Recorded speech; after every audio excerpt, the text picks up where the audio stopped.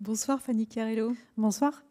Nous sommes heureux de vous accueillir ce soir à la Maison de la Poésie pour une discussion autour de la geste permanente de Jean Tiqueur, qui est un road trip poétique, on pourrait le qualifier comme ça, avec textes et photos parus aux éditions de l'Attente. Alors vous reprenez dans ce livre la figure centrale de votre dernier roman intitulé Le sel de tes yeux, qui était paru aux éditions de l'Olivier en 2020, je crois. C'était l'histoire d'une jeune joggeuse croisée dans un parc, dans une ville du bassin minier du Pas-de-Calais. Et alors, c'est un peu différent dans les deux livres, mais dans ce livre-là, La geste permanente de Jean Tiqueur, pendant un mois, seulement les jours qui correspondent à des nombres premiers, la narratrice va retourner à vélo sur les lieux pour tenter de revoir cette jeune fille qui a environ 17-18 ans. Alors ce texte, il faut le préciser, est inspiré des chansons de gestes du Moyen Âge, avec la métrique très, très précise qui va avec. Et il allie une grande liberté, je trouve, avec des contraintes d'écriture qui sont les contraintes de la métrique, mais pas seulement, on en parlera. Il est aussi rythmé par la musique cajun qu'écoute la narratrice, ce qui produit un effet de superposition ou de parallèle entre le nord de la France, où se passe cette histoire, et le sud des États-Unis, berceau de cette musique. Alors je rappelle quand même que vous êtes l'autrice de plusieurs romans, parmi lesquels Dans son propre rôle, Une faiblesse de Carlotta Delmont ou encore Le Zeppelin. Vous avez également publié plusieurs recueils de poèmes et des romans en littérature de jeunesse. Alors, je disais, à l'origine de la geste permanente de Jean Tiqueur, il y a donc cette rencontre avec une jeune joggeuse croisée dans un parc. Pour quelles raisons avez-vous eu envie de déployer différemment ce même motif ? Ça vous ennuie pas si je raconte un peu toute l'histoire Pas des du tout. deux textes, parce qu'ils sont vraiment très liés. Donc, une asso me commande une expo de photos et de textes sur le bassin minier où j'ai grandi. Je vivais à l'époque à Lille. Et donc ça, c'était en 2018. Et je passe plusieurs jours à sillonner le bassin minier à vélo avec mon appareil photo et mon carnet. Et 2 mercredis matins de suite, je croise cette jeune athlète. Effectivement, je ne saurais pas exactement lui donner un âge. Et elle me sourit. Et il s'est passé quelque chose d'un peu étrange. C'est que, peut-être parce que j'étais originaire de là, pour diverses raisons, j'ai revu un petit peu mon adolescence et j'ai eu envie d'en parler. J'ai commencé à écrire une très longue lettre à cette jeune fille, c'était un projet littéraire. Hein. L'idée n'était pas de lui donner cette lettre, mais de l'envoyer plutôt à des éditeurs.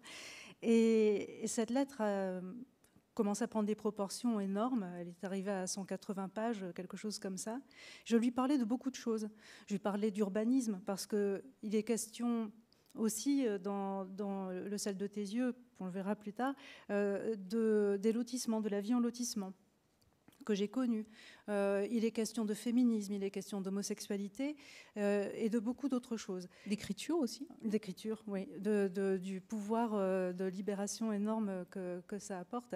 Et puis, il y a aussi dans cette lettre toute une enquête qui me permet de découvrir, donc une enquête que j'ai vraiment menée, de découvrir l'identité de cette jeune fille, le nom de ses parents, leur adresse, etc. Et puis un jour, j'écris cette lettre, et puis un jour, il y a mon expo. Et dans l'UMA, il y a une page où on retrouve ma photo de la jeune athlète. Donc j'achète 2 exemplaires. Et je me dis, j'en prends un pour moi, un pour elle. Et puis un jour, je la croiserai peut-être et je lui donnerai. Et je vais courir, et en courant, je me fais un petit scénario et je me dis, mais si je mettais tout simplement ce journal dans la boîte aux lettres de ses parents, puisque maintenant je connais leur adresse. Et quand j'ai fini de courir, j'ai le scénario de ce que deviendra Le sel de tes yeux. Et je sais enfin ce que je vais pouvoir faire de toute cette matière extrêmement informe qu'était la lettre. C'est-à-dire, en gros, j'ai la trame narrative et j'ai aussi la matière dans cette lettre. Et donc, j'ai plus qu'à puiser. J'ai jamais écrit un roman aussi rapidement que Le sel de tes yeux, parce qu'il il demandait qu'à être mis en forme, en quelque sorte. Et j'ai écrit tellement vite que j'ai été très frustrée à la fin. D'autant que, contrairement à un certain nombre d'autres textes que j'ai écrits, les éditeurs ne l'ont pas trop boudé. Donc, qu'est-ce que je fais maintenant ? Et donc, je prends mon petit vélo et je vais de Lille au parc Jean Guimier à Salomine, dans le bassin minier, 37 km sur mon vieux vélo. Et forcément, comme chaque chose que je fais dans la vie, comme la plupart des auteurs, je pense, se transforme instantanément en projet littéraire, j'ai décidé d'avoir une permanence poétique dans ce parc. Voilà, d'où ce titre, La geste permanente de Oui, Gentil-Cœur. Alors, geste permanente pour chanson de geste et cette permanence. Et Gentil-Cœur, ça renvoie à une chanson Cajun, oui. des Magnolia Sisters. Oui, c'est ça. Bien ça. Oui, oui, oui. C'est moi qui ai mal entendu. Elles disent joli petit cœur, mais ça se dit jolti. Enfin, elles le disent jolti. Et j'ai entendu gentil. Et j'ai bien aimé ce gentil cœur. Et je me suis dit que ce serait moi, gentil cœur. Est-ce que vous voulez bien lire le début de ce texte, justement, pour qu'on écoute la métrique très, très, très précise que vous avez choisie? Donc, il y a 11 jours, nombre premier, un mois de nombre premier au parc Jean Guimier. Mais avant, il y a un prologue à la geste permanente de Gentil-Cœur. Comme toi, je débute dans l'existence, encore que pas tout à fait comme toi.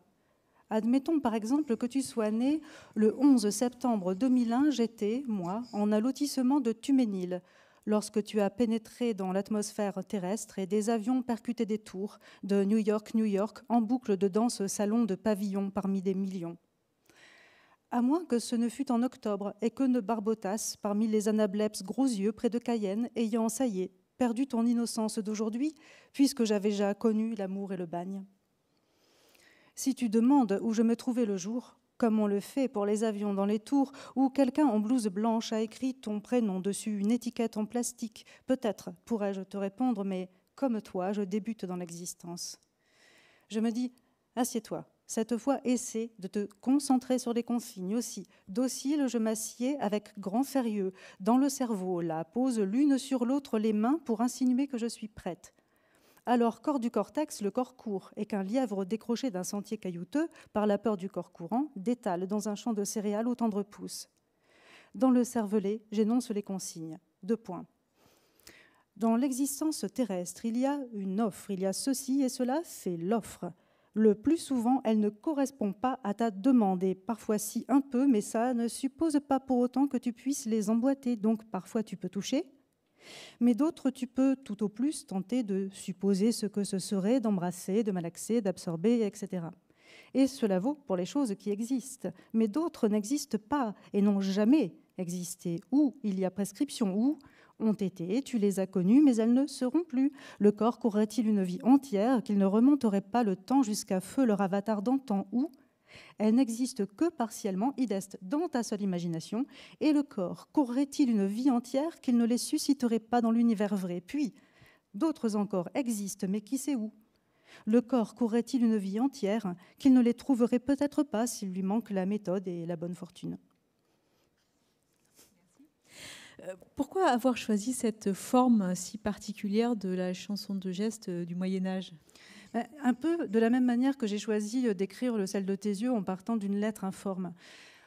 J'ai décidé de faire cette permanence au parc. Et donc, j'écrivais des brouillons dans mon carnet. Il se trouve que ces brouillons me convainquaient pas parce qu'ils étaient informes. Il n'y avait pas de nécessité à la forme qu'ils avaient, pour être plus exact. Et je me suis dit que je ne m'en sortirais pas si je n'ajoutais pas quelques contraintes. La chanson de geste est venue pour 2 raisons. Parce que j'aurais pu choisir toute autre contrainte. Mais je me suis rendu compte dès le premier jour, qui était un 23 mai, que ce serait avant tout un road trip. Tout simplement. Les choses se sont passées comme ça. Je monte sur mon vélo.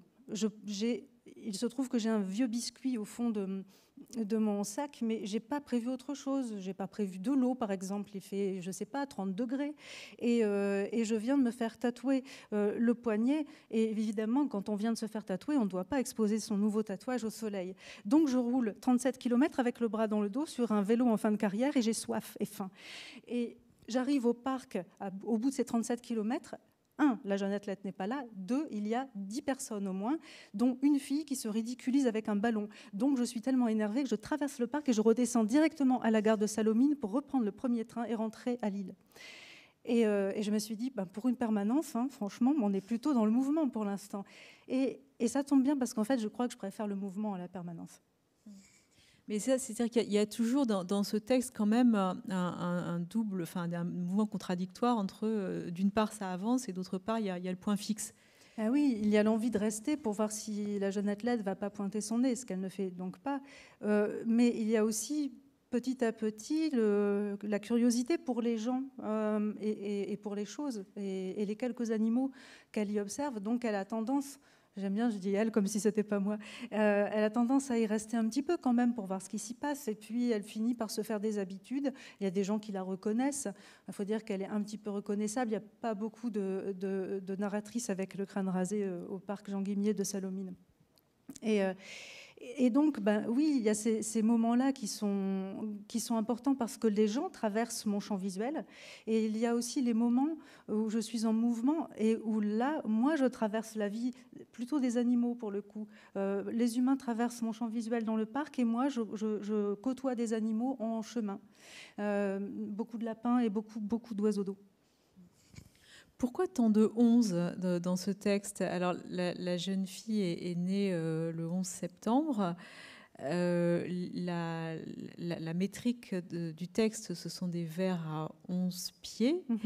Et vous restez 11 jours. Votre permanence dure 11 jours. Ça, c'est vraiment de la chance. Les 11 jours, c'est de la chance. Il y a juste, entre le 23 mai et je ne sais même plus quelle est la dernière date, c'est le 19 juin, il y a 11 jours nombre premier.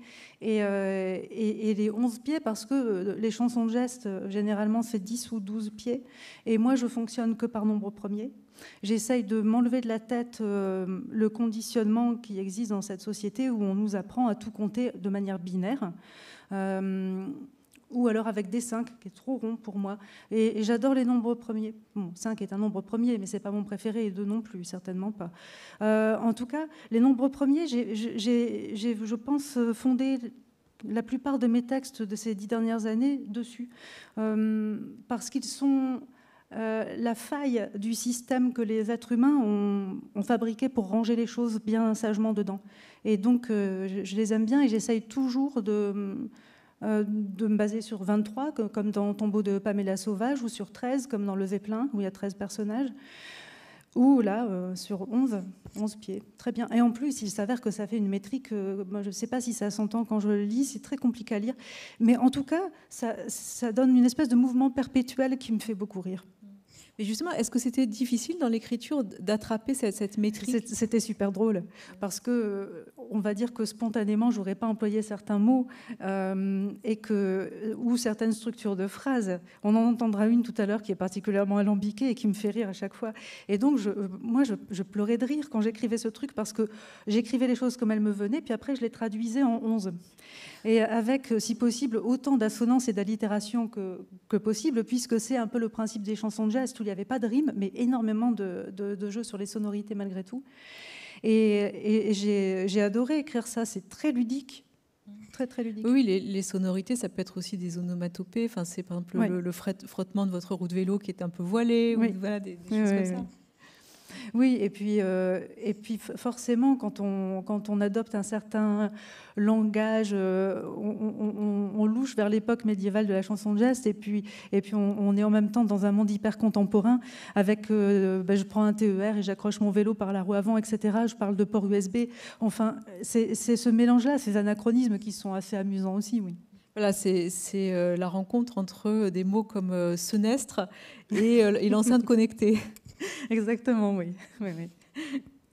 Alors, je le disais tout à l'heure, c'est un texte qui dialogue avec des photos. On va peut-être en regarder quelques-unes, si on peut les projeter derrière nous. Alors voilà, le fameux parc Guimier. Ouais. Alors, ce qui est quand même incroyable, c'est que la semaine de la parution de la geste, voilà, elle est tellement grande qu'on ne la voit pas. Le panneau qu'on voit là, qui fait très américain, camp scout américain avec le parc Guimier, avait disparu parce que le parc, dans l'état où je l'ai connu, où je l'ai décrit, n'existe plus. Maintenant, il y a une crèche en construction dessus qui a pris une grande partie du lieu. Et en fait, normalement, les photos sont carrées, et donc là, ça donne l'impression qu'elles sont... Enfin, je sais pas. Ça donne pas cette impression. Enfin, elles sont pas comme ça. Mais Ça, c'est une scène quand même dingue. Une pie qui poursuit un chat. Non, il se passe des choses quand on a l'impression qu'il ne se passe rien, en fait, dans un parc infréquenté. Et non, il y a toujours quelque chose à voir. Mais quelle est l'importance de la photographie dans votre travail? Vous pratiquez la photographie en amatrice?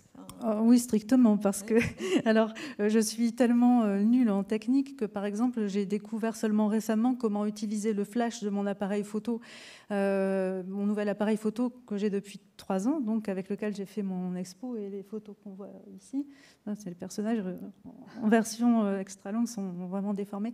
Et en fait, je pratique la photo avec une telle régularité que je pense que ça pourrait quasiment forcer le respect. J'ai pas de technique, mais mon concept et mon côté obsessionnel peut-être donnent un côté un peu intéressant à la pratique. C'est-à-dire que, par exemple, il y a un endroit... maintenant, je vis dans le bassin minier. J'ai quitté l'île pour aller vivre...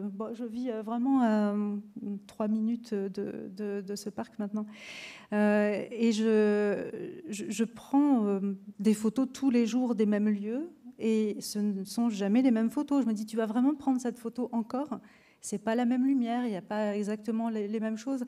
Et comme je suis toujours fascinée par l'imperceptible, parce que personne ne regarde, parce que tout le monde trouve insignifiant, peut-être un complexe, hein, peut-être une identification. Je prends énormément de photos. Je crois que je connais personne qui prenne autant de photos que moi, puis c'est avec un appareil, quoi. Et c'est tellement peu fréquent parce que les gens prennent des photos surtout avec leur téléphone maintenant, que l'autre jour, un jeune homme a voulu poser pour moi. Et c'est chouette, j'aime bien. Mais est-ce que cette pratique pour vous est toujours liée à l'écriture ou parfois ça se rencontre et parfois pas? Non, c'est toujours lié. J'ai un blog qui est très très alimenté, surtout en ce moment. Et la photo et le texte fonctionnent vraiment ensemble. Ils se nourrissent l'un l'autre. Mais c'est pourquoi, parfois, je me dis que si je prenais le temps, je devrais apprendre à faire vraiment de la photo parce que ça pourrait être intéressant, mais je ne prends pas le temps. Je le prends pour d'autres choses. Mais oui, c'est vrai que ça s'alimente énormément. Est-ce qu'on peut écouter un deuxième extrait? Oui.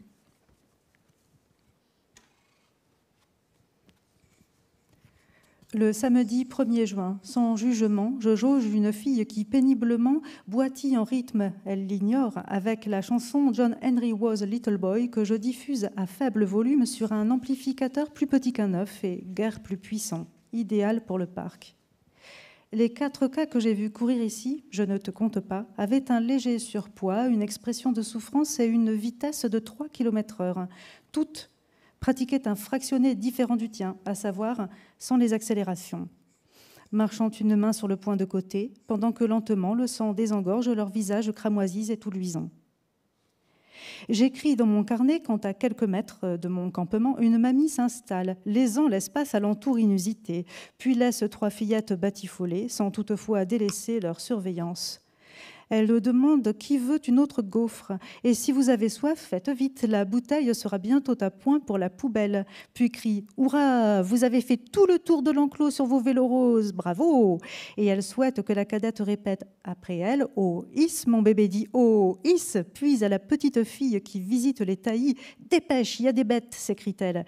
Puis insiste, dit « Oh, Is !» Et moi, étendue sur le ventre, j'écris ce que j'entends en battant des jambes au rythme de la old-time music diffusée par mon bas de gamme haut-parleur bleu pâle. Un garçon de ton âge escalade un arbre avec un ballon de basket sous le bras, à midi pile quand les familles. Puis redescend aussi vite et lambine, faisant le garçon avec son ballon, dribblant trop haut, esquissant des sauts de biche quand le ballon rebondit loin, tout en gardant le flegme apparent de la maîtrise. Et il l'emmène, comme un chien qui n'écoute rien, jusqu'au terrain de basket débarrassé de ses résidus festifs, de sorte que mes créances sont assurément remises en cause. 1, celle d'un parc quasiment infréquenté. 2, le terrain de basket en est un au moins pour ce garçon qui monte aux arbres 1 minute à peine avant de s'en laisser choir, sans lutter, comme un fruit mûr. On est en droit de se demander ce qui se passe dans ce platane où Jacques grimpait hier d'autres adolescents, s'il est un spot où cela serait hisseux de des messages. Une fille dissimulée derrière des lunettes de soleil et des cheveux raides, il s'en est fallu de peu, porte les mêmes baskets et salopettes courtes que moi hier, après abdication uniment inopinée du t-shirt jaune citron.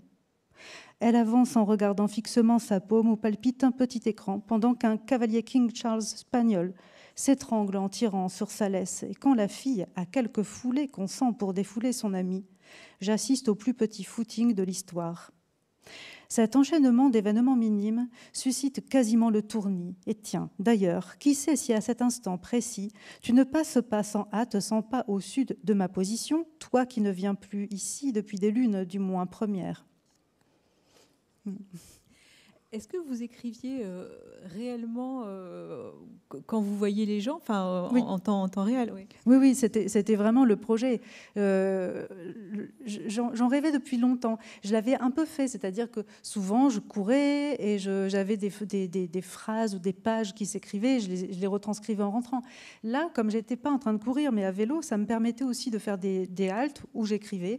Donc là, vautrer dans l'herbe, et d'autres fois sur la selle de mon vélo ou dans le train, parce que à l'époque j'étais un petit peu fainéante et donc je ne faisais pas l'aller-retour à vélo, mais juste un aller ou un retour. Parfois sans penser à regarder la direction du vent, ce qui donne lieu à quelques épisodes un peu épiques. La météo a une place très importante dans ce livre. Oui, puis il y a aussi une dimension d'humour très importante. Oui. Je crois que c'est l'un de mes livres les plus ouvertement fondés sur l'humour, même si je crois que même dans mes textes les plus sinistres, il y a toujours beaucoup de dérision et d'autodérision, mais disons que c'est peut-être moins flagrant. Par exemple, dans La vie effaçant toute chose, qui je crois est l'un de mes textes les plus aboutis, beaucoup de gens m'ont dit « Ah, mais c'est triste, c'est sombre ». Et moi, il y a des tas de passages que je trouve drôles, mais c'est un humour un peu difficile. En fait, c'est plus ouvertement drôle, comme Le Zeppelin est ouvertement loufoque, parce que c'est un hommage à Brotigan et que donc j'ai pris ce parti-là. Mais c'est compliqué l'humour parce que moi, je m'amuse beaucoup, mais c'est normal parce que j'ai l'humour fait sur mesure pour moi-même. Mais quant à savoir s'il est communicatif, communicable, c'est une autre histoire. Donc bon, parfois j'ai l'occasion de me rendre compte que des choses que j'ai écrites et qui étaient vraiment purement pour faire rire ne sont pas prises comme ça. Là, je crois que normalement, ça devrait aller. Oui, je vous rassure, ça va à la fois dans l'autodérision et à la fois dans l'observation très fine des personnes qui sont autour de vous. Mais on a le sentiment parfois que c'est presque une tentative d'épuisement d'un lieu. Sauf que je ne crois pas que ce soit possible. Alors... Une tentative. Oui, non, ça parce que... Ça ne veut pas dire qu'on y arrive. Mais... Non, parce que j'aime tellement l'idée que ce ne soit pas possible. Je crois que la chose qui me donne le plus le vertige dans cette vie et qui me donne envie d'écrire, c'est l'incommensurable et la profusion. Mon premier frisson existentiel, je suis à l'école primaire et soudain, j'ai conscience que je vais mourir, j'ai conscience que l'univers est infini et j'ai conscience que quand je serai morte, il y aura encore l'éternité après, mais que je ne la verrai pas. Et donc, après ça, j'ai toujours essayé de suggérer à travers des petits dispositifs, à défaut de pouvoir l'épuiser, de suggérer la profusion. Je vais prendre un exemple dans L'éternité n'est pas si longue, qui a une dizaine d'années maintenant. À un moment, le personnage, la narratrice, veut donner une image de la profusion. Justement, elle le dit ouvertement, j'ai le vertige parce que je pense à cette profusion, et elle cite toute une liste d'objets qu'elle situe à des points très, très divers et très reculés, parfois très, très isolés de la planète. Et il y a d'ailleurs certains endroits que je ne connaissais pas avant de faire les recherches pour leur attribuer cet emplacement. Et c'est le moyen que j'avais essayé de mettre en place pour que le lecteur, peut-être, avec un petit peu de chance, imagine comme des petites aiguilles sur une mappemonde le tissage et tout cet infini qui existe entre les différents points. Et donc, évidemment, là, je pars sur quelque chose de beaucoup plus petit. C'est un petit parc dans une petite ville. Mais le truc, c'est que à un moment, d'ailleurs, je décris le terrain de basket. On a entendu que je me plaignais de ce qu'il m'avait fait mentir parce qu'il avait été nettoyé de ses traces de barbecue et de fêtes sauvages. Mais c'est ça, c'est un peu comme en ce moment quand je fais mon potager et que je lutte contre les limaces. Quand j'ai enlevé les limaces du premier pied de tomate et que j'arrive à l'autre bout du jardin et que je reviens au premier pied de tomate, il y a de nouveau des limaces. Et entre-temps, il s'est passé plein de choses. En fait, tout est constamment en mutation. Et puis jusqu'à mettre une crèche sur mon terrain, quoi. On aura vraiment tout vu. Mais on a le sentiment au fil des pages que, au fond, l'objet de votre quête s'efface. Oui. Enfin, cette jeune fille qui était extrêmement présente dans Le sel de tes yeux, qui là est extrêmement présente au début, on a le sentiment que ça n'est plus le sujet au bout d'un moment. Oui, et d'ailleurs, il y a plusieurs pages de bilan dans le texte, et la toute fin que je lirai tout à l'heure le dit. J'ai oublié un peu en chemin le but, mais en toute chose, je pense que c'est ce qu'on fait, que ce soit dans la vie où on essaye de vivre le chemin sans trop penser au terme, même si parfois c'est compliqué. Alors, il y a des gens qui écrivent avec des plans. Hein. Je me suis déjà pris la tête avec quelques auteurs à ce sujet, mais moi, ce que j'aime, c'est savoir d'où je pars et à peu près vers où je vais. Et puis après, en chemin, j'aime bien qu'il y ait des embûches, qu'il y ait des surprises. Et ce que j'aime quand j'écris, c'est pas d'accomplir quelque chose, c'est d'avoir découvert plein de choses que je ne pensais pas trouver. C'est ce qui fait que chaque fois que je débute un texte, c'est toujours avec la même passion, la même envie. Et c'est comme tomber amoureux tous les jours, en fait, un peu. Mais on sent aussi que la narratrice, enfin vous en l'occurrence, mais est plus importante et plus centrale dans ce texte-là que dans Le sel de tes yeux. Oui, alors qu'elle était déjà là. Elle était là, mais elle était beaucoup plus effacée. Ouais. Alors il y avait aussi cette adresse, ce tu, mais qui dessinait de manière beaucoup plus précise cette jeune fille. Oui. Alors, bon... C'est l'un de mes romans les plus simples dans la structure, je crois, le sel de tes yeux. Et c'est vraiment juste une alternance de je et de tu. Le tu vient évidemment de la lettre que je lui avais écrite et dont le texte a découlé. Et c'était facile pour moi parce que je lui attribuais un certain nombre d'épisodes de ma propre adolescence. Pour moi, je racontais une histoire. Là, je ne raconte pas une histoire. Chaque jour, quand je pars avec mon carnet, je ne sais pas si je vais la voir ou pas. Et finalement, même s'il y a toujours ce petit pincement au ventre quand j'arrive vers le parc, je l'oublie en chemin. Ce qui m'intéresse, c'est de savoir si le caneton a retrouvé sa famille, si les cygnes sont encore dans les temps ou s'ils sont passés dans le canal, enfin des choses vraiment plus importantes au final. Et moi, j'ai l'impression d'être à la fois plus présente, puisque effectivement, tout passe par mon prisme dans la chanson de geste, et en même temps plus effacée parce que... plus attentive. Je suis moins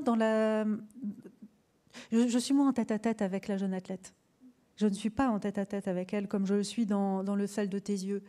Je m'attarde sur les gens, animaux, humains, que je croise en chemin. C'est ça la grande différence, je crois. Donc oui, je suis plus présente et en même temps, je suis plus disponible pour les autres aussi. Pour quelle raison ce parallèle entre le nord de la France et le sud des États-Unis, le choix de cette bande-son de musique cajun? Bon, alors, évidemment, il fallait de la musique puisque c'est un road trip et que je l'ai vécu à l'américaine. Je l'ai vécu à l'américaine, d'une part parce que c'est l'essentiel de ma culture et notamment musicale, mais aussi parce qu'il y a vraiment un certain nombre de points communs entre le bassin minier, même entre le nord de la France et la Belgique, je dirais. La Belgique, c'est très fort aussi en termes d'Amérique. Et avec surtout le sud des États-Unis, mais pas uniquement. En tout cas, il y a ce côté... dans le bassin minier, on a des paysages endémiques. On a une flore endémique qui est due à l'exploitation minière passée, en partie.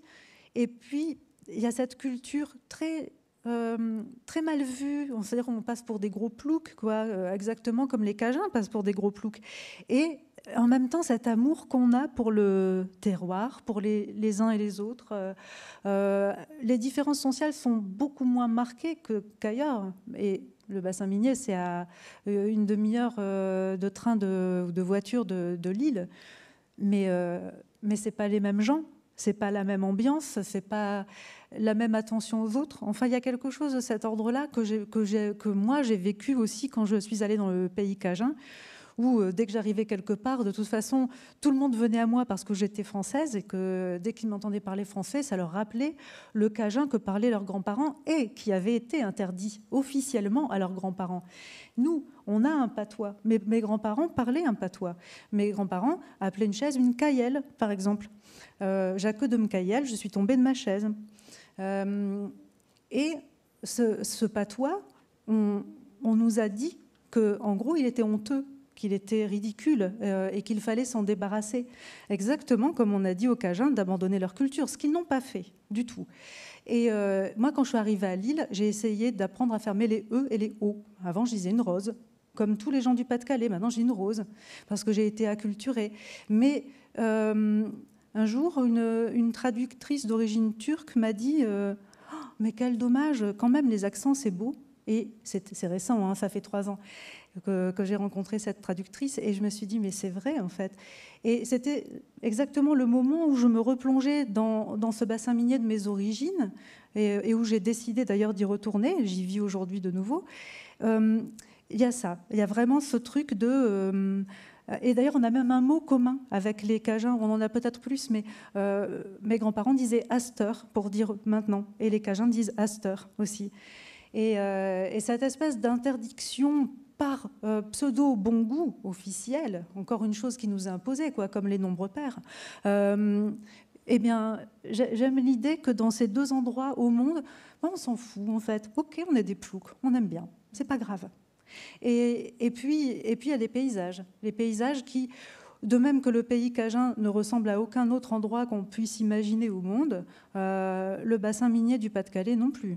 Même dans les autres zones où il y a eu des exploitations minières, on n'a pas ces types de paysages. C'est vraiment très particulier. Et c'est pour ça que j'y suis retournée. C'est pas du tout l'image qu'on a. C'est pas les corons au nord, c'est pas les corons en fait. On a beaucoup plus de cités-jardins, par exemple. Sur le plan architectural, c'est passionnant en fait. Mais bon, en tout cas, pour moi, il y a énormément de parallèles, mais c'est surtout dans la posture que les gens ont à leur territoire. Quelque chose qui est de l'ordre de l'amour pour la terre. Elle a été ingrate, particulièrement pour les Cajuns, et on vit un bras de fer continuel avec elle. L'UNESCO appelle ça paysage culturel, parce que c'est... alors, l'UNESCO ne dit pas que c'est un bras de fer, c'est moi qui le dis. L'UNESCO dit que c'est un travail commun, sauf que la nature n'a pas demandé à ce qu'on l'exploite comme on l'a fait chez nous. Mais ensuite, c'est vraiment des ajustements qu'on fait les uns avec les autres pour essayer de vivre en harmonie. Et je trouve ce point commun, peut-être parce que je n'ai pas assez voyagé, peut-être que si j'étais allée ailleurs, j'aurais eu cette impression, j'aurais fait d'autres parallèles. Et puis, donc, quand je suis allée en Louisiane, c'était il y a 10 ans, j'ai aussi rencontré des musiciens. J'ai rencontré une dame qui s'appelle Christine Balfa, dont le père, Doué Balfa, est l'une des figures majeures de la musique cajun et qui a permis que cette musique ne se perde pas. Il est vraiment intervenu, lui, à une époque où ça commençait à être considéré comme vachement ringard parce que des grandes routes avaient été construites et que donc on commençait à avoir des apports de l'extérieur, de la country, du rock, etc. Et alors là, forcément, le type qui se pointe avec son petit accordéon diatonique, sa planche à laver, était ridicule. Et Doué Balfa arrive. Et moi, je rencontre sa fille à Lafayette, puis à Brobridge. Et je me rends compte que je parle avec quelqu'un dont j'écoute la musique. Et donc, elle a joué aussi un petit peu avec Magnolia Sisters et avec Bonsoir Catin, que je cite énormément dans le texte.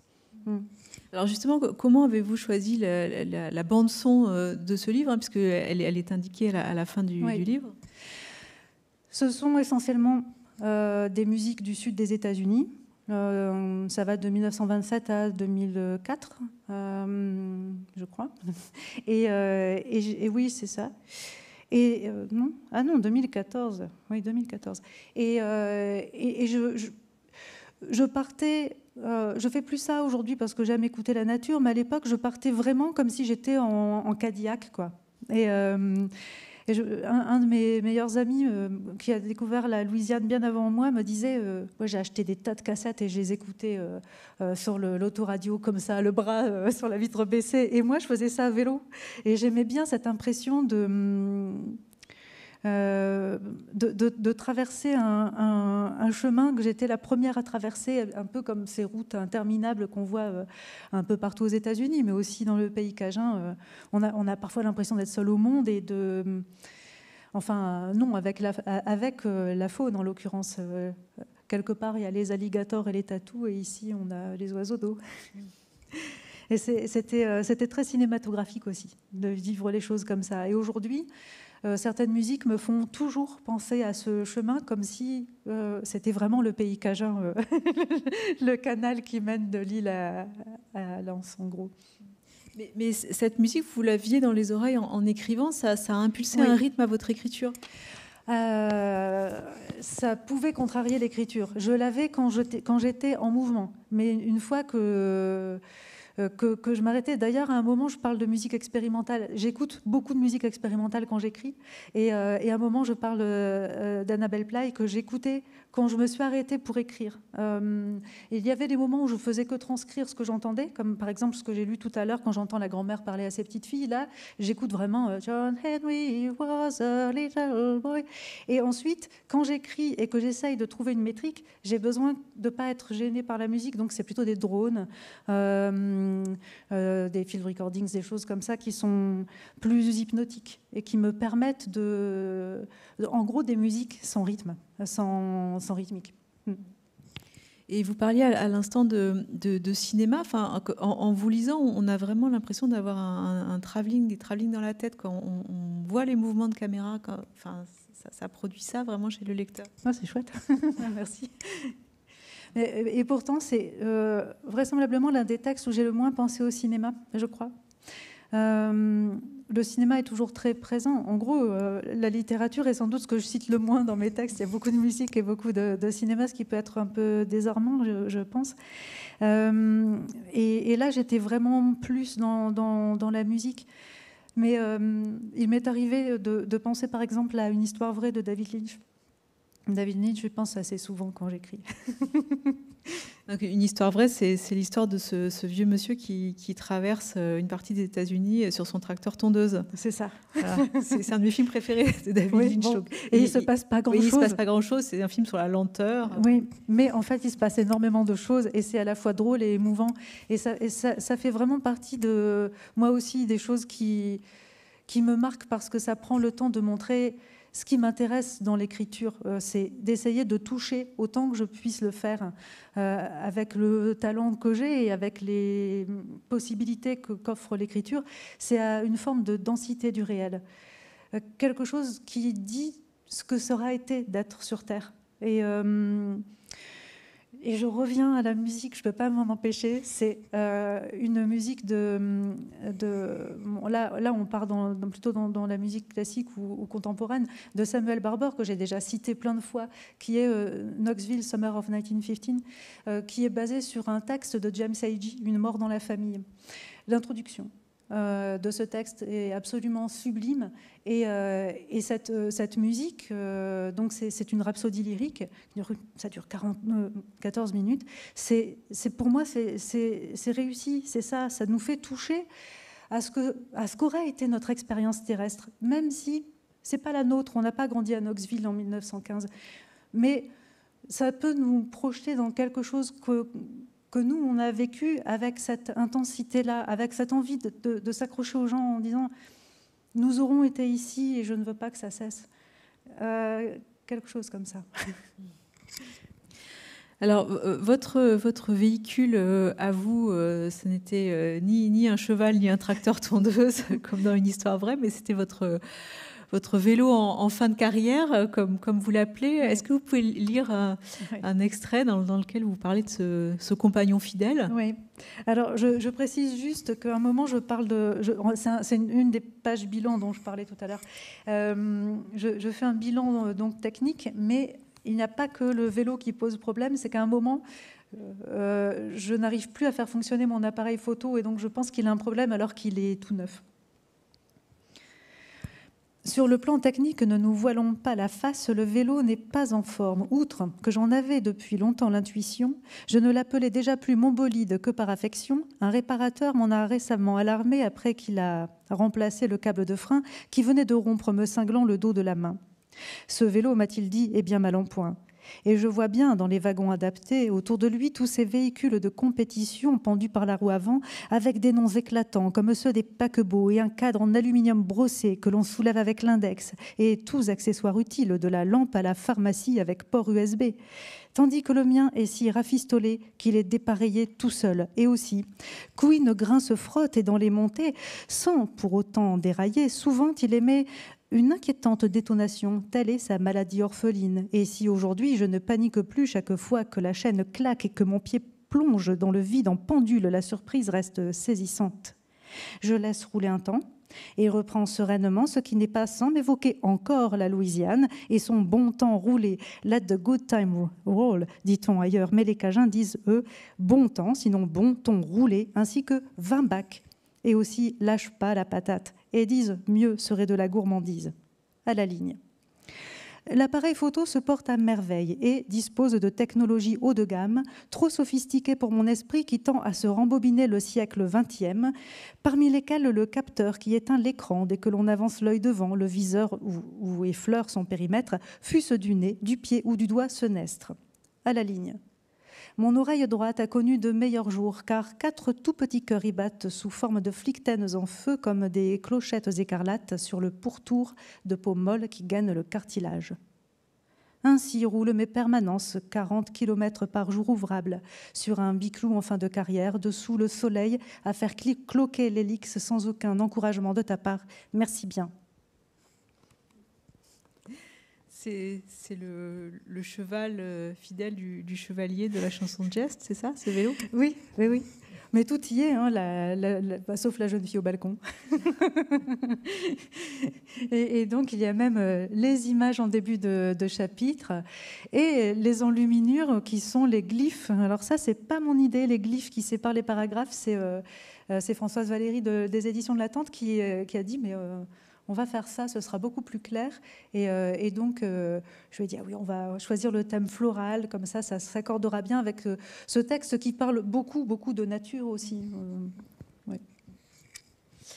Et on entend dans l'extrait que vous venez de lire que vous dites les retours à la ligne ou oui. les 2 points, par exemple, oui. alors qu'il n'y a pas de ponctuation dans ce texte. Oui, mais ça m'amuse. Oui, ça m'amuse beaucoup que ce soit tellement rare la ponctuation dans ce texte qu'elle soit écrite en toutes lettres. Tout est écrit en toutes lettres. Comment alternez-vous dans votre travail le roman, la poésie, la littérature de jeunesse? Bon, la littérature de jeunesse, ça fait bien longtemps. Hein. Ça fait 5 ans que je n'ai pas publié de texte, donc au moins 6 que je n'en ai pas écrit. En ce moment, j'ai un petit peu de mal. La poésie a toujours été... essentiel pour moi. Il y a une forme de respiration aussi dans l'alternance des textes, des gros chantiers romanesques et des formes plus courtes, donc poésie ou texte court. Et puis j'ai un petit problème avec la narration, c'est pour moi la narration c'est un prétexte. J'aime m'attarder sur des choses et la politesse veut que dans un roman on raconte une histoire. Je n'ai rien contre. J'aime beaucoup lire une histoire. J'aime aussi beaucoup lire un long texte dans lequel il n'y en a pas. Ça ne me dérange pas. Mais je sais que ce n'est pas très bien vu, et particulièrement pas par les éditeurs et par les lecteurs aussi. Mais dans la poésie, parfois, on peut se permettre de s'attarder sur des détails. Et moi, c'est ce qui m'intéresse le plus. J'en reviens à cette histoire de densité du réel. On la touche vachement plus facilement.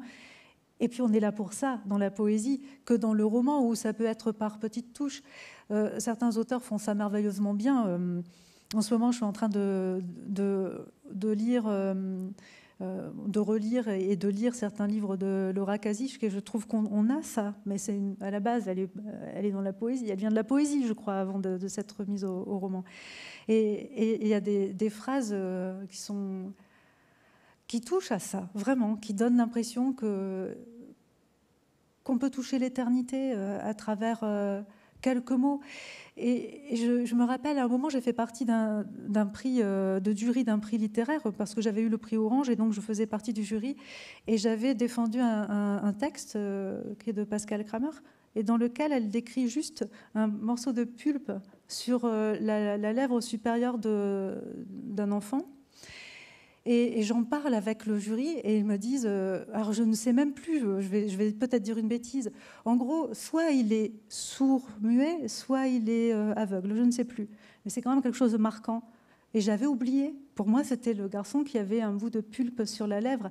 Et je me disais, c'est de la poésie d'avoir décrit ça.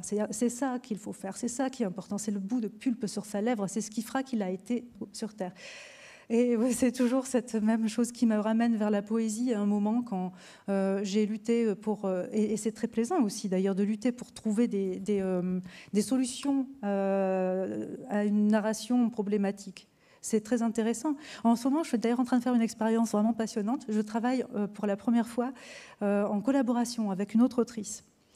Et on n'a pas du tout la même écriture et pas du tout la même manière d'aborder les textes et pas du tout les mêmes références. Elle est beaucoup plus littéraire que moi dans ses références. Et c'est très drôle parce que parfois je lui dis « tu vas trop vite ». Tu vas trop vite là. Et moi, j'ai peur qu'un jour, elle me dise « écoute, j'en ai marre de lire tes descriptions de limaces là. » mais c'est bien. Je crois que ça nous apporte beaucoup à toutes les deux d'apprendre à confronter des modes d'être au monde et des modes d'être à l'écriture qui sont vraiment complémentaires. Vous vous sentez donc plus libre en écrivant de la poésie ? On n'attend pas de moi que je ficelle une histoire comme un rôti. Et j'aime bien ça, en fait, cette liberté-là, oui. Et pourtant, cette poésie-là est assez narrative. Celle-là, vous pourriez vous en affranchir complètement. Oui, ce que je fais d'ailleurs à d'autres endroits, mais c'est une chanson de geste. On pourrait attendre qu'il y ait bien d'autres ingrédients qui n'y sont pas. Par exemple, la chanson de geste, par essence, c'est l'héroïsme. Et moi, j'ai totalement évidé cette geste de tout.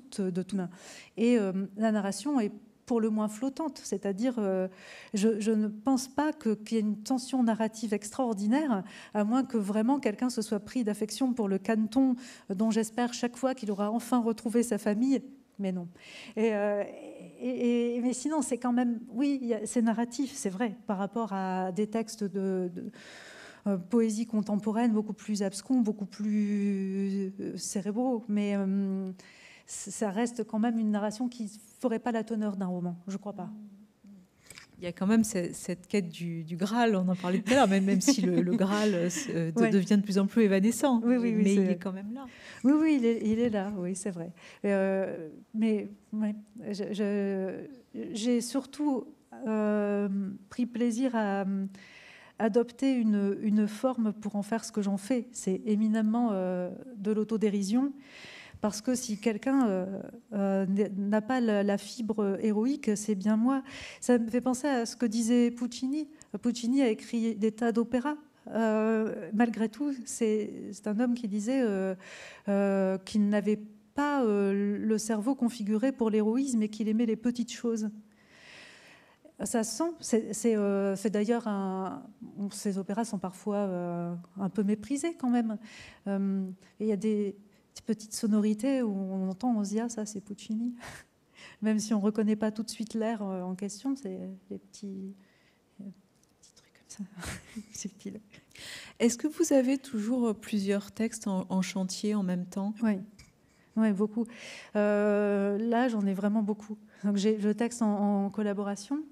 J'ai un roman de fantômes que j'ai commencé à écrire pendant une résidence à Rennes, au Triangle, que je reprends complètement en changeant l'axe Là, pour le coup, j'avais une narration qui se tenait, mais elle ne faisait pas sens à mes yeux parce que c'était une narration un peu gratuite. Non que je sois pour la littérature qui délivre des messages, ce n'est pas ça.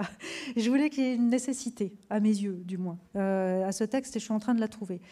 Et puis j'ai d'autres projets en cours, notamment un texte, 13 textes, c'est un recueil qui s'appelle 13 leçons de ténèbres, qui est terminé, qui parle du deuil et qui va faire l'objet d'un retravail quand je serai bientôt en résidence dans une autre maison de la poésie. Et puis il y a tous les autres qui attendent, dont j'ai l'idée, mais il faut que je m'y mette, mais il faut déjà que je finisse ce que j'ai commencé.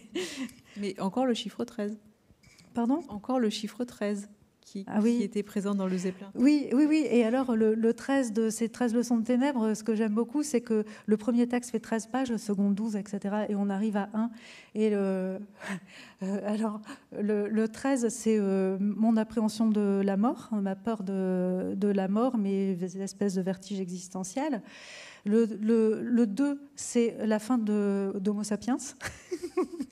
et le 1, c'est un fil Facebook qui traîne après la fin de l'humanité et dont la dérision apparaît très clairement dans ce contexte post-apocalyptique.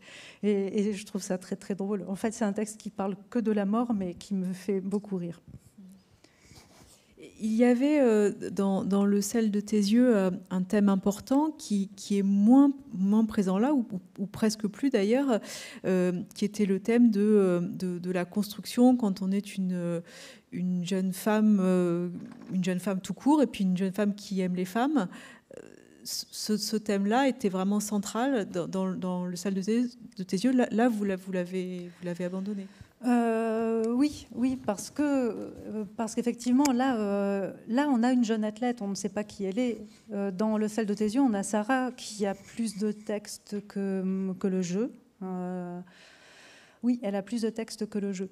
Et je lui ai confié donc une partie de ma propre adolescence, dont, on va dire, le plus gros événement à mes yeux à cette époque-là, et je me rends compte aujourd'hui que c'était pas si simple, et je pense que ça se sent dans Le sel de tes yeux aussi, c'est sa différence en fait, qui est au centre de sa vie, mais elle ne sait pas encore. Elle pense que sa différence repose sur son orientation sexuelle. Plus tard, elle se rendra compte que c'est quelque chose d'assez anodin quand elle aura rencontré beaucoup d'autres homosexuels et qu'elle se sentira toujours aussi seule et incomprise de tous. et donc, évidemment, c'était quand même grandir dans les années 80 dans le bassin minier avec une homosexualité qu'on essaye de cacher un petit peu parce qu'on n'a pas envie de devenir le bouc émissaire au lycée, au collège, etc. C'est pas facile. Cela dit, c'est pas beaucoup plus facile aujourd'hui, j'en ai l'impression, au point que j'envisage, là, avec quelques contacts que j'ai pris, de créer une structure dans laquelle on pourrait accueillir des jeunes gens en difficulté, qui se sentent seuls au monde, qui ont des pensées suicidaires. Ce sont des questions que je me pose beaucoup avec des gens du planning familial, avec des gens d'associations comme Mine de Culture. Je commence à tisser un petit peu des liens pour voir ce qu'on peut faire. Parce que c'est vrai que c'est...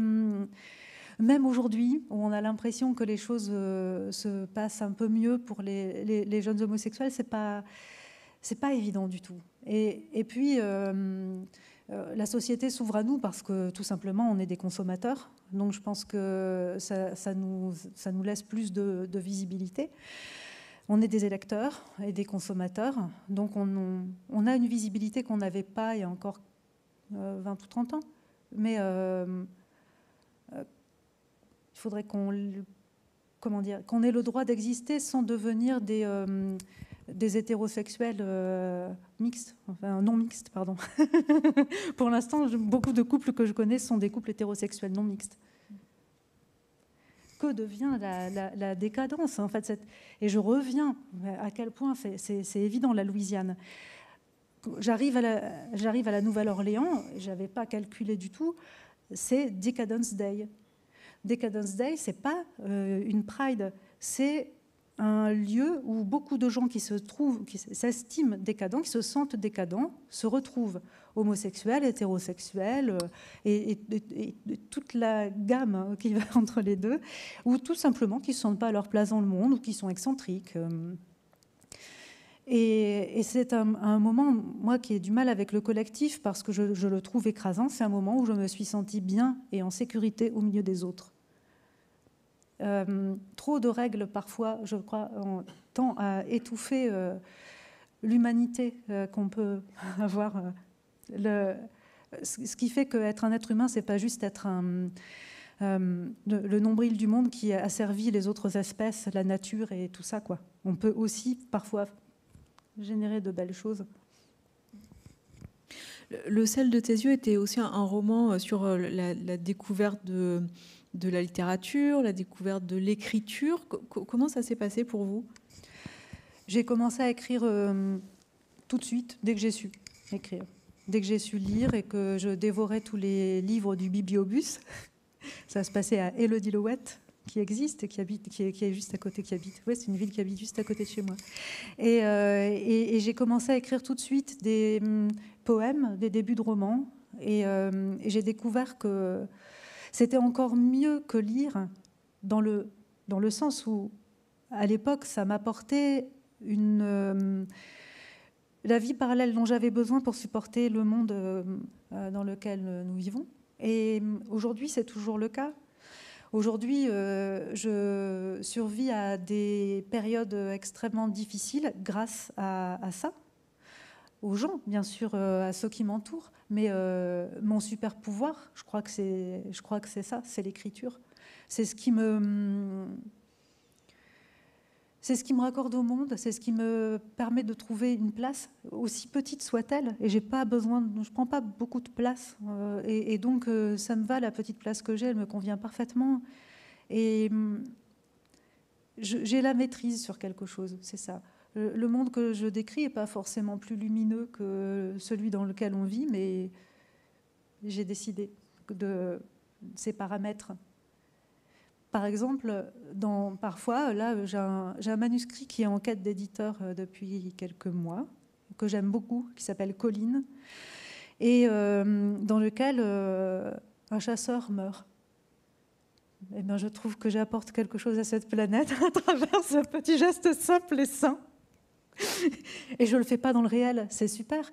Et dans l'expo de textes et de photos sur le bassin minier dont je parlais tout à l'heure, qui s'est un peu promené dans le bassin minier, cette expo, il y a un texte qui s'appelle Columbine et qui explique que la littérature, ça m'a évité, l'écriture, ça m'a évité de faire un petit Columbine parce que j'avais des pulsions extrêmement violentes. Quand on est malmené par la vie, parfois on a envie de lui rendre les coups. La littérature, ça épargne des vies. et puis, ça permet, comme le compost, de faire fleurir des choses qui parfois peuvent être belles sur quelque chose qui est parfois très sombre ou sur la mort, tout simplement. On va terminer cette rencontre par une dernière lecture de la geste permanente de Jean Tiqueur. Donc, je rappelle que ce texte est paru aux éditions de l'Attente. Une lecture et peut-être même une lecture chantée. Dans mes oreillettes opportunément, Precious Bryant se mesors à chanter. It may be the last time, I don't know. Même s'il est évident que je viendrai back, parce que la route me manquera vite, presque autant que tu me manques, mais dès lors, au passage, explorerai les marges du chemin de halage et longerai la voie ferrée de Morchin à Pont-à-Vendin. Oh, je m'amuserai tant, et puis un jour tu seras au parc et tu me souriras sous le kaléidoscope doré de la canopée. Ce sera étourdissant, comme le fut ce matin le parfum des orties. Je me tiens au centre du terrain, sur une ligne blanche, à même la pelouse, que nul pour l'instant ne foule, par crainte de la foudre sans doute, mais je prends comme un affront que personne ne se pointe à mon pot de départ. De ta part, c'est pire encore. Toi, tu as oublié mon anniversaire. Voilà comment m'apparaît ton absence en cette rare circonstance qui, soudain, me pousse à improviser sans préavis une allocution inspirée, sans trop de pompe, mais avec moult émotion. J'énonce 2 points. Au fil de la performance poétique, dite geste permanente de gentil cœur, dont je fus le troubadour tout autant que factrice de bravoure, certes sans demoiselle au balcon, mais avec Graal en forme de toit, j'ai parfois perdu de vue l'origine du jeu et à quel motif. Un jour, j'ai décidé de débuter là la vie nouvelle et laisser l'offre accessible tromper un instant ton opiniâtre absence. À la ligne.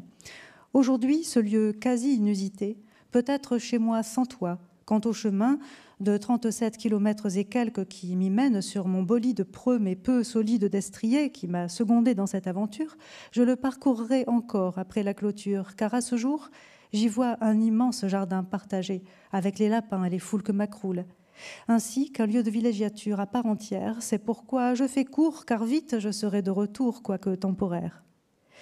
Outre qu'à toute chose, il faut une fin à savoir donner, il est temps que cesse cette geste, car je commence, je le crains, à penser en assonances et allitérations, ce qui sans doute ne semble pas gênant, mais supputons que contre toute attente, j'ai un jour de nouveau envie d'une vie sentimentale ou sexuelle. Prévenons dès à présent l'éventuel embarras d'alambiqués à ânement, Giacomo Finane, qui risquerait de faire fuir l'élu du cœur et de ridicule me couvrirait à la ligne.